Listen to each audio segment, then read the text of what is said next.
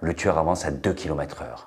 La victime sprint pour sauver sa vie. Et devinez quoi? Il est déjà derrière elle. C'est un truc que l'on voit dans tous les films d'horreur. La victime court d'à en perdre haleine. Elle trébuche évidemment sur une racine imaginaire. Elle se relève tant bien que mal. Et d'un coup, le tueur est déjà là. Alors que lui vient de marcher tranquillou. Il fait sa petite sortie dominicale au parc. Mais comment c'est possible? Théorie 1. Les tueurs sont des téléporteurs. Ok, je sais que Jason Voorhees et Michael Myers sont flippants, mais ils ont clairement des super pouvoirs. Un mec qui marche lentement et qui arrive toujours pile au bon moment, ça laisse des questions. C'est soit un sprinter clandestin, soit un téléporteur de l'ombre. J'imagine bien le réalisateur en plein tournage. Ok, on coupe. Maintenant, on le replace 30 mètres après la victime. Ok?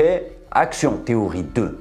Les victimes sont nulles en cardio. On va pas se mentir, 90% des films d'horreur, les victimes ont un cardio d'un mec qui monte 4 étages en 5 secondes. Clairement, normalement, elles ont mis un vent à leur tueur. Mais que nenni, la règle c'est, la victime court, la victime chute, la victime pleure, la victime meurt. Théorie 3, le tueur connaît toujours un raccourci. Regardez bien, à chaque fois que la victime essaye de fuir, elle prend toujours le chemin le plus long. Genre, elle part dans une forêt dense en mode, je vais essayer de semer le tueur. Spoiler, non.